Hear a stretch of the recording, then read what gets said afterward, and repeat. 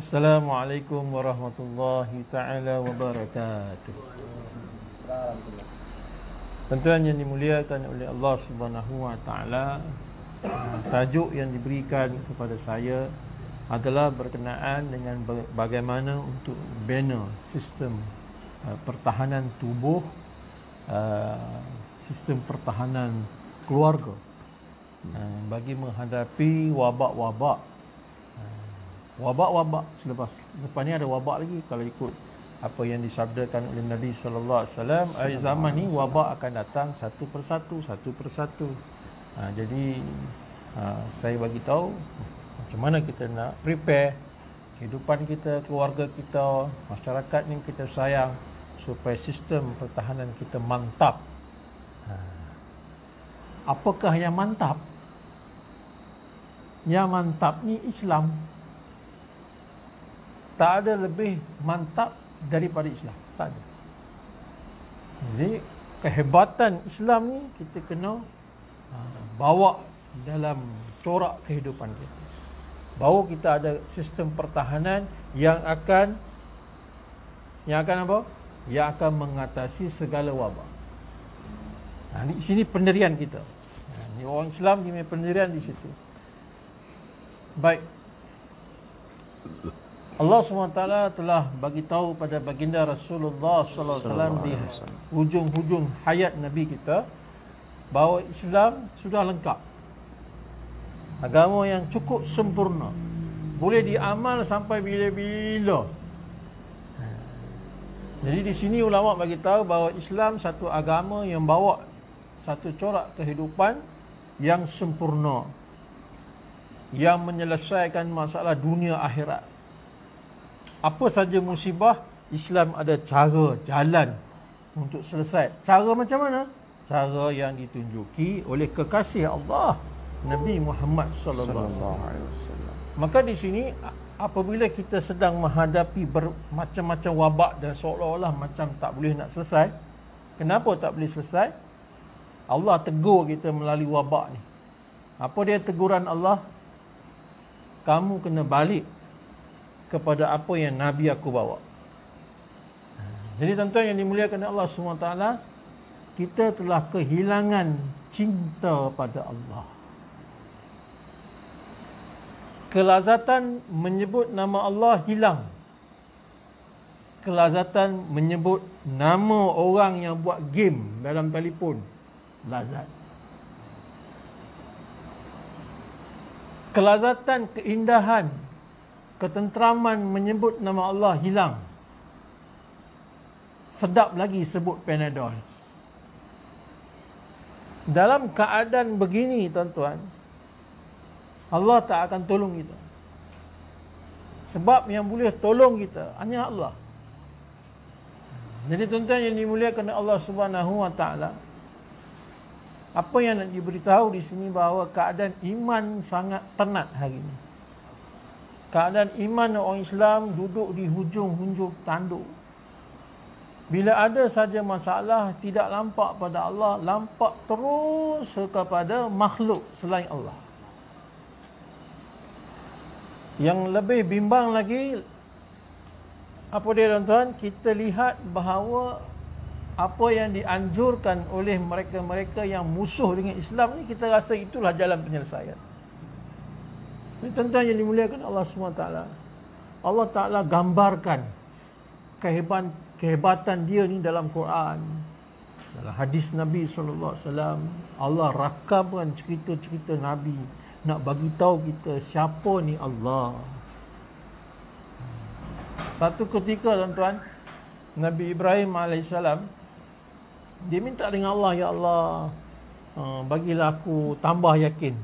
Dia yakin dah, tapi minta Allah bagi tambah yakin. Tuan-tuan yang mulia, dipendekkan cerita, Allah perintah dia ambil 4 ekor burung. Burung merpati, ayam bapak, burung merak, burung gagak. 4 jenis ni. Kemudian Allah perintah suruh cincang. Cincang lumat. Dah cincang lumat, kemudian apa pula? Gau. Sini panggil gau juga. Gau juga lah kan. Gau. Kemudian diperintah letak di 4 penjuru bukit. Utara, selatan, timur, barat. Panjang cerita ni, kalau nak cerita ni perjalanannya jauh. Nak dapat Allah ni bukan senang. Kita nak dapat Allah ni, orang dulu susah. Jadi tuan-tuan yang mulia, diseru pula. Allah perintah seru. Bila seru tuan-tuan, burung tu datang balik ke 4 penjuru yang campur-campur dah datang. Jadi balik seperti mana sedia kala, tak salah satu bulu pun. Oh, tersilap, bulu bukan merak, duduk dekat bulu gagak. Gagak jadi segak lah. Merak, urat saraf dia pun sama, urat halus pun sama, bulu pun sama, isi dia pun sama, sel dia pun sama. Tak bercampur. Ini Allah.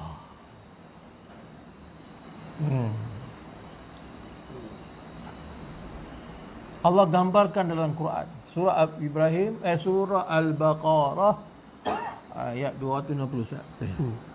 Ayat 260. Dan ayat inilah digunakan untuk orang yang hancur tulang, accident. Bila kemalangan, tulang hancur, tulang patah, ayat ini digunakan. Dibacakan kepada saya, sambil-sambil itu saya cerita sikitlah kaedah-kaedah, sikit-sikit masuk. Siapa-siapa accident, patah tulang, urat tersimpul, baca surah Al-Baqarah ayat 260 ni pada minyak zaitun. Wa iz qala Ibrahim rabbi arini kaifa tahyil mauta. Betul. Ila akhir. Dan sapu pada tempat yang patah sakit tadi berulang-ulang kali. Tulang yang hancur tadi, kalau ikut kaedah perubatan, dia kena buang sebab takut jadi nanah. Itu kaedah perubatan, kena potong dan kena buang tulang hancur dan kita sambung balik. Tapi Islam ni agama yang sempurna. Yang hancur tu tak apa, baca surah tu, sapu. Yang hancur tu akan bersatu balik dan akan bina tulang baru. Ini kalau di sini ada doktor ortopedik, memang tak masuk akal. Maaf memang tak masuk akal. Tapi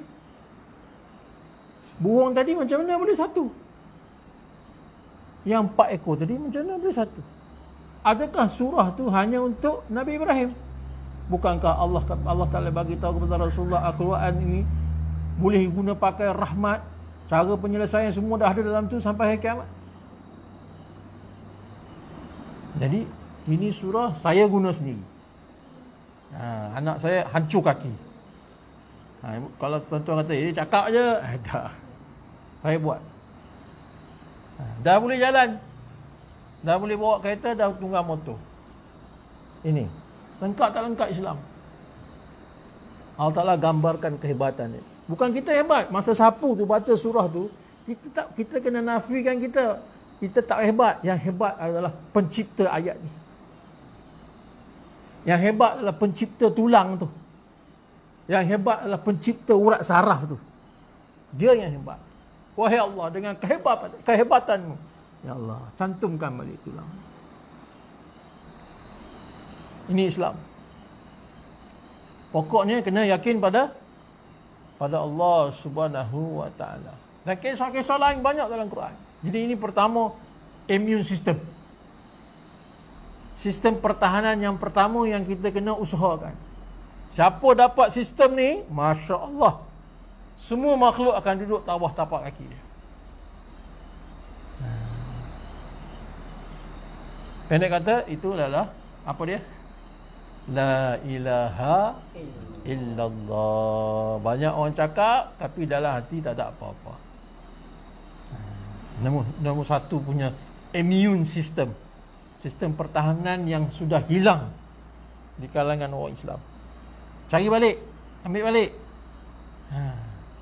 Tuan-tuan, mana kita punya keyakinan? Masya Allah, kan?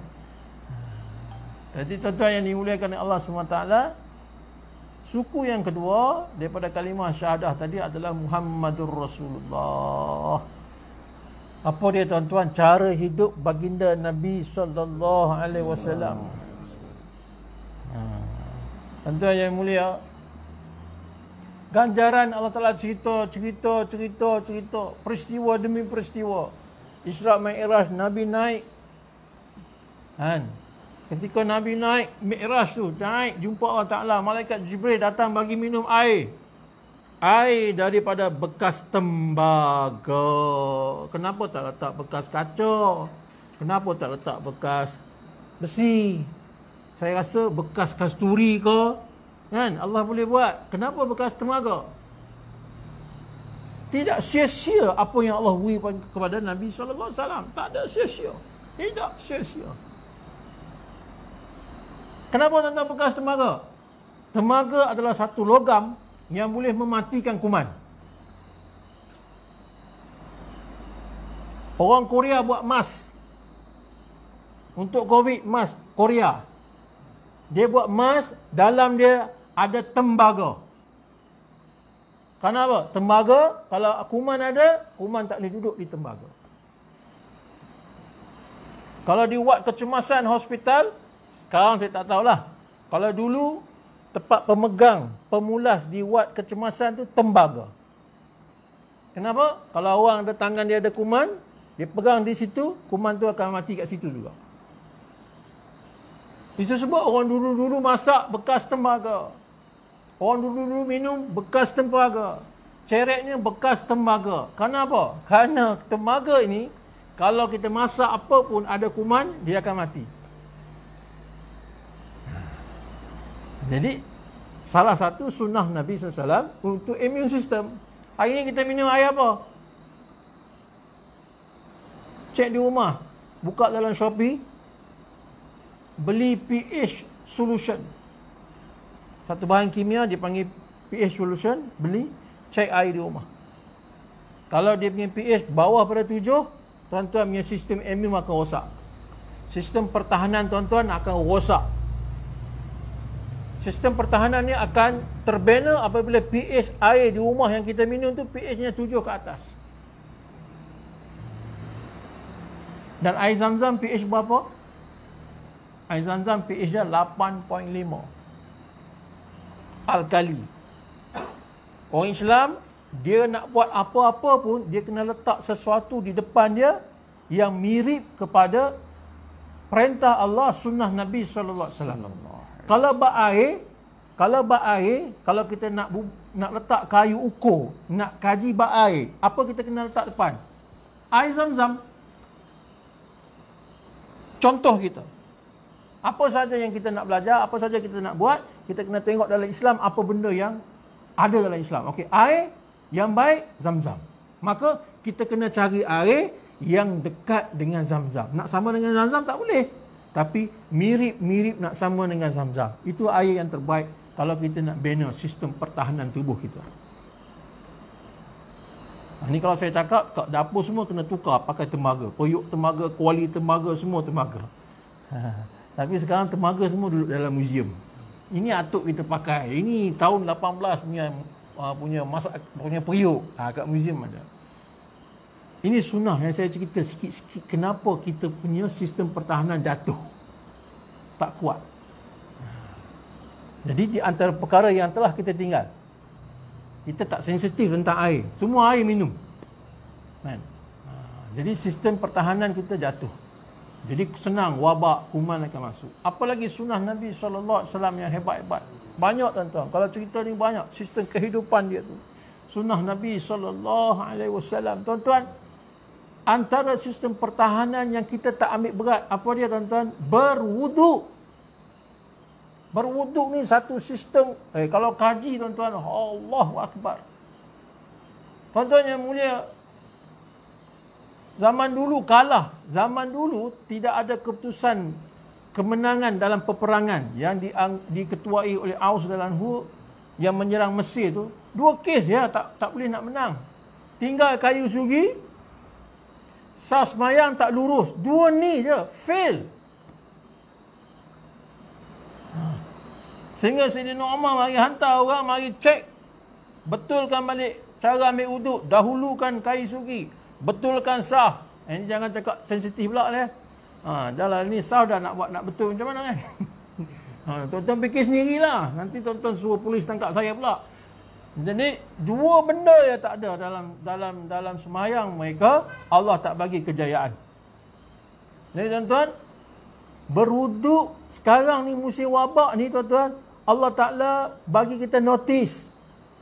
Betulkan kehidupan kamu dengan amal yang betul. Yang mana tak betul, betulkan. Jadi wuduk sekarang tuan-tuan, kena dahulukan dengan kayu sugi. Ni gosok dalam mulut kita ni. Betul-betul gosok. Kanan ke kiri, atas bawah, dalam semua. Last kali lidah kita pun kena gosok tuan-tuan. Allah pelihara tuan-tuan. Menurut kajian sains tuan-tuan, orang yang selalu guna kayu sugi tuan-tuan, untuk basuh, untuk gosok gigi dia tuan-tuan, gigi dia tak akan berlubang. Kuman tak akan duduk di celah-celah gigi dia. Dan kelebihan yang kita tak nampak dengan kayu sugi, otak akan jadi cergas. Tengah-tengah ni apa? Kerongkong kita ni sampai ke bawah ni tak akan ada lendir. Lendir tak ada. Kalau ada dikeluarkan. Sistem penghadaman jadi cantik. Dan janji baginda Muhammad sallallahu alaihi wasallam, mati ucap syahadah. La ilaha illallah. Berjaya dunia akhirat. Kita semua bukan nak duduk atas dunia ni lama-lama, kita akan mati. Tapi nak mati macam mana? Allah bagi jalan shortcut untuk mati boleh mengucap. Apa dia? Bersugi gigi.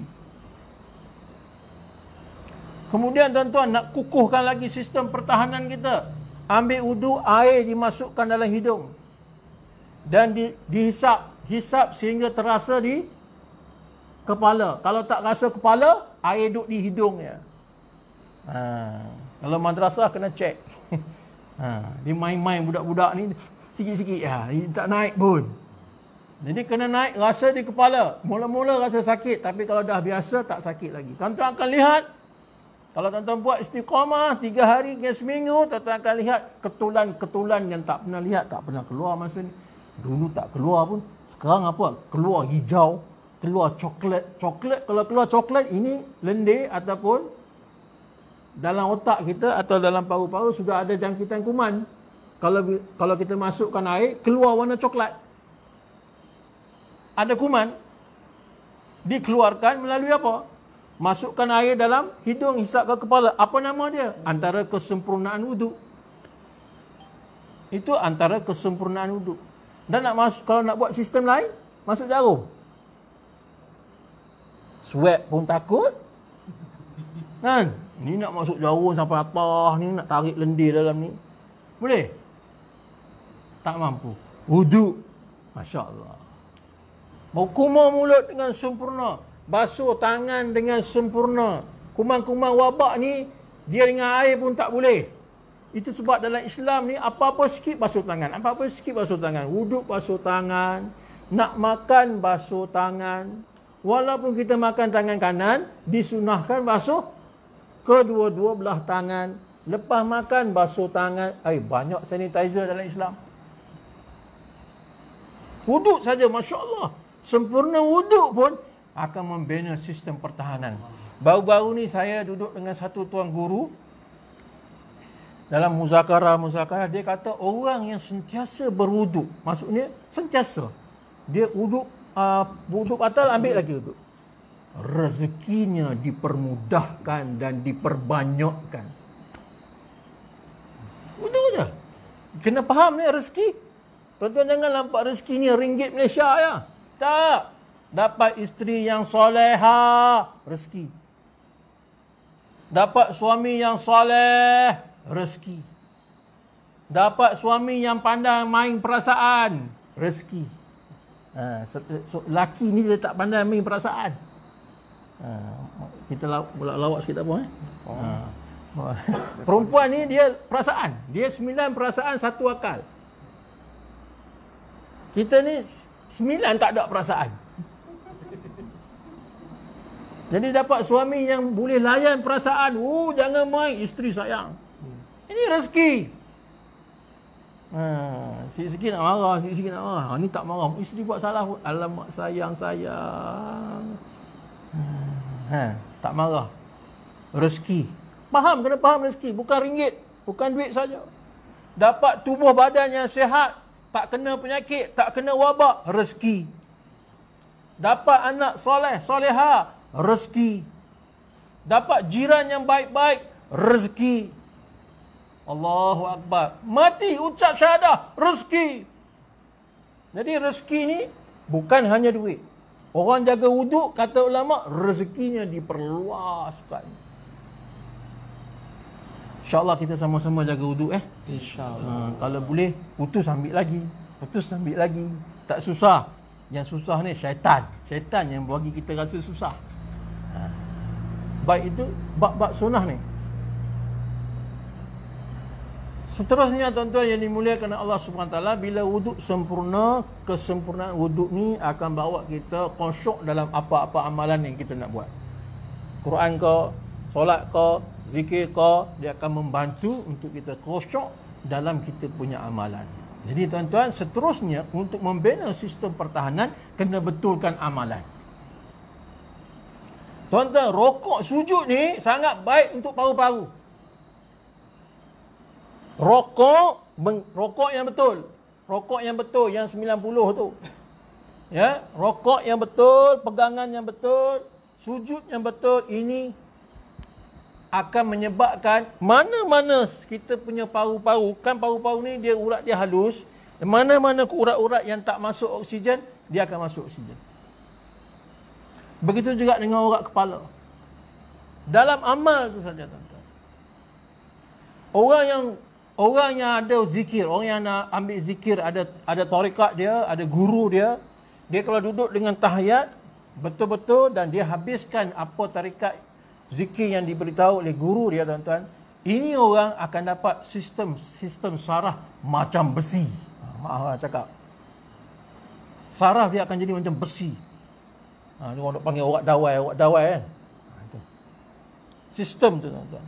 Guru saya tuan-tuan di Kelantan, tak di Kedah, tumit terkeluar, accident. Pakar perubatan kata tak boleh selamat lagi, kena potong kaki. Tak apa, ini guru. Saya bukan tahap guru, dia orang besar, orang yang hebat dalam amalan. Balik rumah, zikir pada Allah sampai subuh. Besok subuh tengok tumit tu masuk balik dah. Sebab apa? Dia zikir sekali dengan semua saraf dia, sekali dengan sel-sel turut sama dengan dia berzikir kepada Allah Ta'ala. Hebat. Islam ni, orang yang amal agama Islam, Islam kena faham, dia agama tak serupa dengan agama lain. Ini dari segi amalan. Zikir, baca Quran, Masya Allah. Selanjutnya tuan-tuan yang dimuliakan oleh Allah SWT, Quran. Baca Quran ni ubat. Saya ada satu kawan saya di Masjid Kubang Krian, Kota Baru, Kelantan. Umur dia sekarang dah hampir 70. Dia kata masa dia umur 50, dia kata saya hutang keliling pinggang. Tak tahu nak buat macam mana. Nak selesai macam mana pun tak tahu nak buat. Tak tahu, buntu. Akhirnya bawa Quran, baca dalam masjid, tak berhenti. Tak berhenti, tak berhenti. Bila ada masa buat, baca.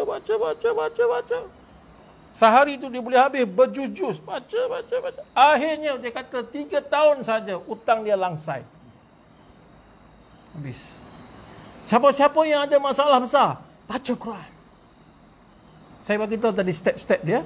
Sampai di Quran, siapa ada musibah ke apa ke, masalah keluarga ke, anak ke, masalah suami ke, masalah isteri ke, masalah anak ke, masalah apa pun, baca Quran.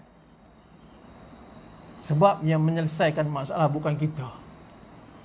Yang menyelesaikan masalah adalah Allah. Bila kita baca ayat dia, perkataan dia, kita puji-puji, Masya Allah, kita baca dengan betul. Suka tak suka Allah. Tuan-tuan yang mulia, tuan-tuan ni orang tulis buku. Ada orang baca buku tuan-tuan. Bau buku baca. Suka tak suka orang baca buku kita? Allah bila suka dengan kita, apa saja masalah kita, Allah akan ambil tanggungjawab untuk bereskan semua masalah. Tapi berapa ramai orang yang baca Quran hari ini? Berapa ramai orang yang cuba menyelesaikan masalah dengan baca Quran? Habis, macam mana nak buat? Tak selesai lah. Makin naik lah. Seterusnya tuan-tuan yang dimuliakan oleh Allah SWT, permakanan sunnah Nabi sallallahu alaihi wasallam. Sallallahu alaihi wasallam. Di sini satu benda yang kita kena ambil berat. Sebab apa? Apa yang kita makanlah sekarang ni semuanya rosak. Semuanya bagi kita rosak. 3 benda kena hati-hati. Bila kita makan, dalam makanan ada pengawet. Dalam makanan tu ada pewarna. Dalam makanan tu ada perisa. Ada 3 benda ni saja. Tuan-tuan makan, sistem pertahanan akan merudum jatuh ke bawah. Anak kita aiskrim, coklat, semua tu ada perasa tak? Ada colouring tak? Ada pengawet tak? Jadi, bila sistem kita jatuh, maka wabak semua jenis penyakit akan datang menyerang kita. Maka makanan Nabi sallallahu alaihi wasallam, makanan Nabi sallallahu alaihi wasallam, masya-Allah, di antaranya bali. Ketika Sayyidina Umar radhiyallahu menziarahi rumah Nabi sallallahu alaihi wasallam, masuk di rumahnya, kata Sayyidina Umar, aku lihat ada bali di penjuru rumah baginda Rasulullah sallallahu alaihi wasallam. Bali ni satu makanan baginda Nabi sallallahu alaihi wasallam. Tuan-tuan kalau faham, kalau saya kumpulan kita selalu kita buat lempeng. Orang belah sini faham tak lempeng? Buat lempeng, cicah gulai, sedap. Cicah apa-apa kuah, sedap.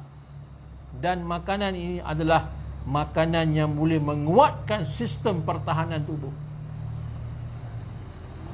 Itu logi pemakanan harian.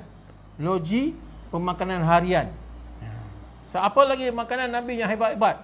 Bali tadi campur susu kambing. Ataupun madu campur susu kambing. Ini dinamakan makanan ataupun minuman talbinah yang memberikan ketenangan pada jiwa raga. Hari ini kenapa penyakit senang nak rosakkan kita? Kenapa mudah dapat macam-macam penyakit? Sebab hati tak tenang. Sebab hati kita tak tenang. Tuan-tuan yang mulia, saya bagi tip satu je. Orang yang ada darah tinggi tak boleh turun, satu je cara dia. Jangan marah. Kalau dia nak marah, jangan marah. Kalau merah muka, tahan, jangan marah. Ubat darah tinggi. Orang kencing manis satu je nak ubat dia. Jangan ada hasad. Tengok orang tu, oh hebat. Alhamdulillah, subhanallah, la hawla wa la quwwata. Jangan ada hasad. Ini sifat-sifat yang menyebabkan jiwa kita jadi tenang. Apa penyakit pun tak boleh duduk. Apa lagi makanan Rasulullah SAW? Dalam kitab Al-Sufi. Satu hari Nabi SAW berjalan-jalan dengan Sayyidina Ali Lanhu. Sebab sampai di satu tempat, Nabi berehat sebentar. Tiba-tiba datang lebah.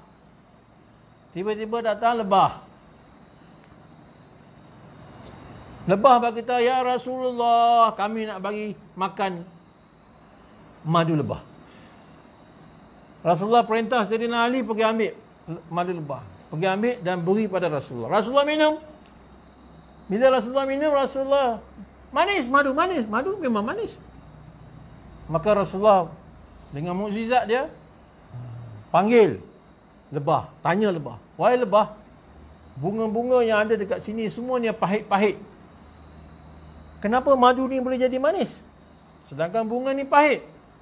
Maka lebah jawab, ya Rasulullah, Allah perintahkan kami ketika mengambil nektar, mengambil manisan di bukan manisan, dia panggil nektar, bahan-bahan dekat bunga tu.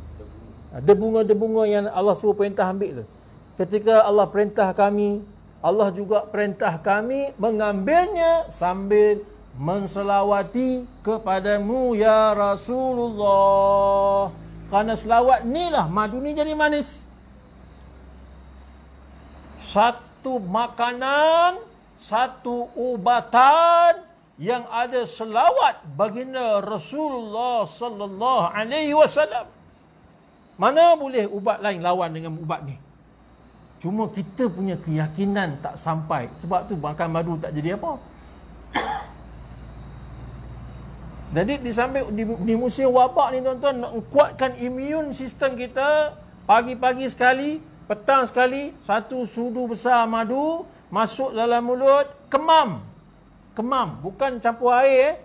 Musim wabak ni jangan campur air. Musim wabak ni masuk satu sudu besar, kemam. Kemam, telan sikit-sikit, sikit-sikit, biar dia lalu kerongkong kita masuk slow-slow, lalu di hati, lalu di hempedu. 7 minit sahaja. 7 minit sahaja. Saya ulang. 7 minit sahaja. Semua madu tu akan duduk di sel-sel kita. Cepat tak cepat? Kalau nasi 1 jam setengah. 1 jam hingga 1 jam setengah. Masuk hati-hati cek dulu. Oh, ada chemical. Tahan. Lambat, jam. Traffic jam dekat hati. Satu-satu kena lepas. Cek. Lalu dihempedu. Lalu banyak tempat checkpoint. Tapi madu tak ada. Masuk hati senyum. Kalau hati ada mulut. Saya nak ibaratkan supaya tuan-tuan faham. Masuk tu hati tersenyum. Oh, sahabat handaiku. Sila. Ini perkara Quran sebut. Sila. Buah pinggang suka. Sebab apa? Quran masuk. Itu sebab dia 7 minit je. Ini kajian yang dibuat pada 2010. Di USM, Kubang Keren, diberitahu, madu ni 7 minit lah. Kalau daging 2 jam setengah. Madu 7 minit. Gembiranya tubuh kita. Cuma kita ya tak gembira bila makan benda sunnah. Betul tak betul? Kayu sugi pun, para nak boleh rosok. Ubat gigi boleh telan tak? Jadi macam mana? Apa kita punya sikap pada sunnah? Itu sebab hari ni macam-macam masalah. Sikap kita kepada amalan kekasih Allah seolah-olah macam kita nak amal benda yang paling rendah sekali. Na'udzubillah. Tuan-tuan yang dimuliakan Allah SWT, itu sistem, nak bina sistem imun kita. Di samping tu nak dapat nikmat imun sunnah ni, jangan makan makanan yang saya sebut tadi tu. Ada pengawet, ada perasa, ada coloring. Ini 3 tolong jauhkan. Sebab dia akan menyekat, dia yang akan bagi masalah kepada benda-benda sunnah nak bertapak di dalam kehidupan kita, dalam sel-sel kita. Tuan-tuan yang mulia, lagi. Tuan-tuan, saya sebut madu, tuan-tuan rasa macam mana? Tuan-tuan selalu dengar. Tapi buat dah. Makan ke tak?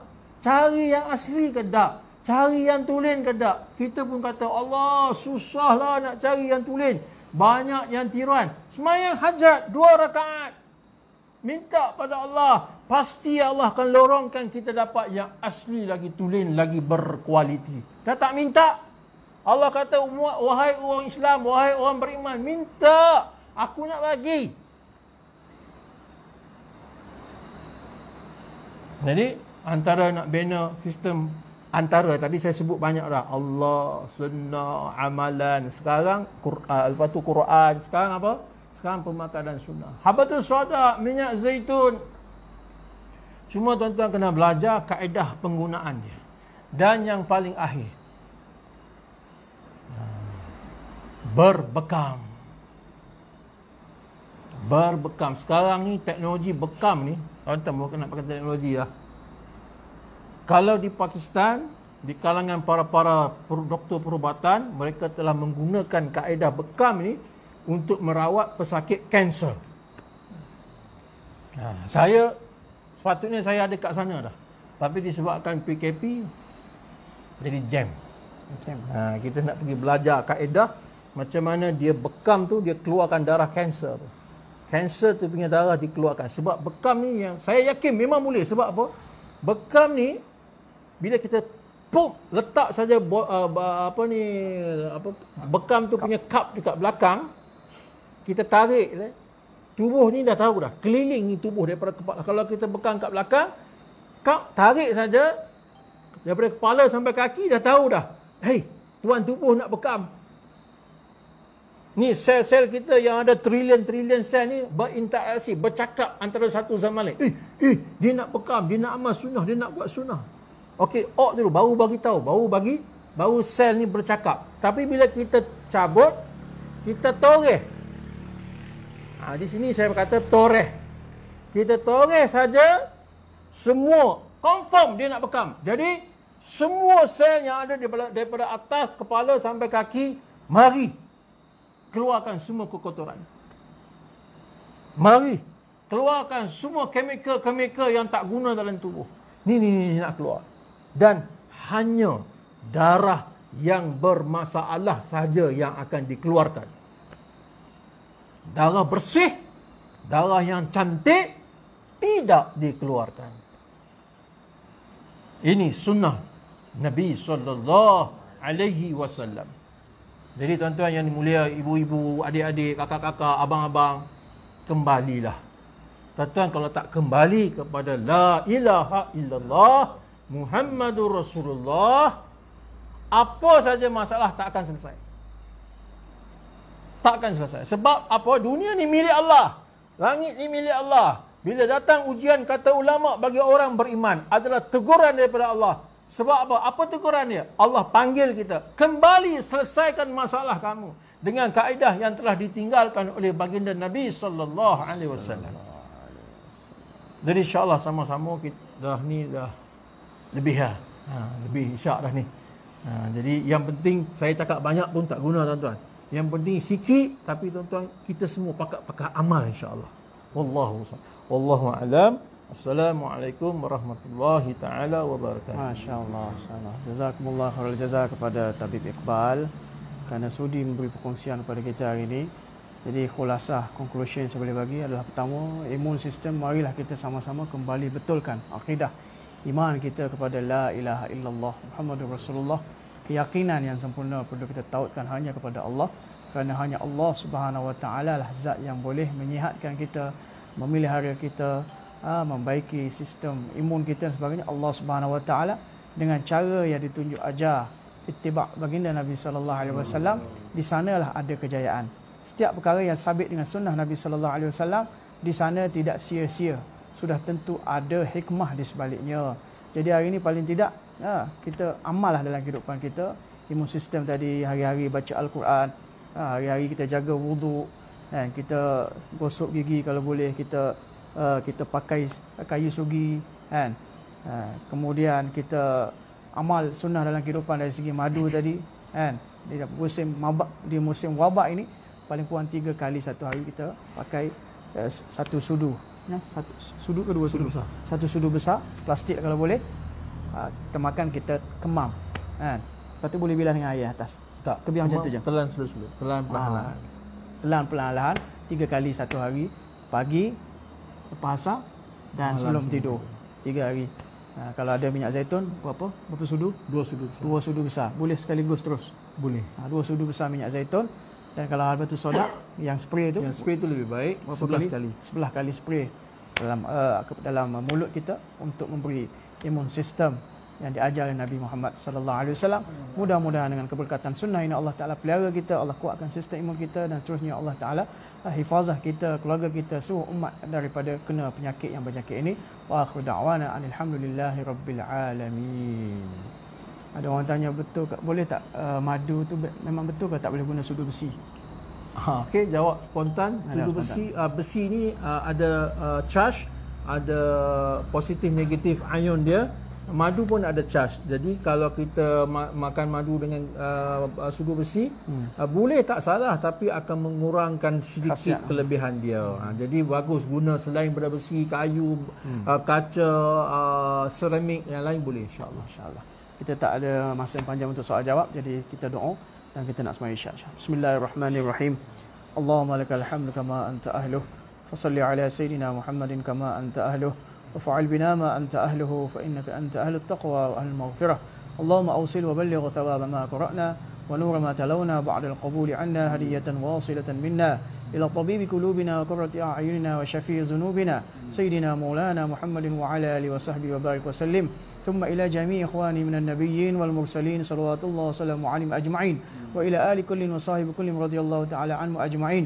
ثم إلى أرواح الأئمة المجتهدين والمفسرين والمحدثين، ثم إلى أرواح سادة صوفية المحققين، خصوصا إلى سادة القدرية والنقشبندية مجددية والچشتية والشاذلية والسرودية والكبروية بتفاصيل الشريفة، من سيدنا أبي بكر الصديق رضي الله تعالى عنه وأرضاه، ومن سيدنا علي بن أبي طالب كرم الله وجهه رضي الله تعالى عنهم أجمعين، وإلى ما شيخنا كلهم أجمعين، ثم إلى أرواح آبائنا وجدادنا وأجدادنا وأمهاتنا وجداتنا وإخواننا وأخواتنا وأزواجنا ومن الحاضرين والغائبين كافة وعامة. اللهم إنا نسألك رضاك والجنة ونعوذ بك من سخطك والنار. اللهم إنا نسألك العفو والعافية في الدين والدنيا والآخرة. اللهم إنا نعوذ بك من البرص والجنون والجزام ومن سيء الأسقام. اللهم ارفعنا من البلاء والوباء والقحط والمرض والمهن والفتن ما ظهر منها وما بطن. اللهم إنا نسألك رب العرش العظيم ونتوسل إليك بنبيك الأمين وبمشايخك العظيم أن تشفينا وأن تشفي مرضانا كله، خصوصا مولانا محمد جمال بن محي الدين، مزري بن توحيد، نه بن محمد وأمه، وعبد الحكيم بن رسلي، وكامل بن رسلي، ورقية بنت أبو بكر، حجي أمة الكوانتاني، ومرضانا كله يا أرحم الراحمين. اللهم اشفهم شفاء كاملا وعاجلا غير عاجل، شفاء لا يغادر سقما. اللهم اغفر لأمة محمد صلى الله عليه وسلم. اللهم اجمع أمة محمد صلى الله عليه وسلم. اللهم أصلح أمة محمد صلى الله عليه وسلم. اللهم تجاوز عن أمة محمد صلى الله عليه وسلم. ربنا تقبل منا دعاءنا وصلاتنا وتضرعنا وتخشعنا إنك أنت السميع العليم، وتب علينا إنك أنت التواب الرحيم. صلى الله تعالى سيدنا حبيبه محمد النبي الأمي وعلى آله وصحبه أجمعين برحمتك يا أرحم الراحمين. Alhamdulillah Rabbil Alamin. Terima kasih, jazakumullah, khususnya pada tamu kehormat kita kerana sudi memberi perkongsian pada kita. Mudah-mudahan Allah Ta'ala bagi taufik kepada saya dan tuan-tuan untuk amal praktikal dalam kehidupan kita dan sampaikan kepada orang yang tak ada dalam majlis, insya-Allah. Jazakumullah khairal jazak. Assalamualaikum warahmatullahi wabarakatuh. Kita jumpa esok insya-Allah dalam pengajian Fadilatul Faraid.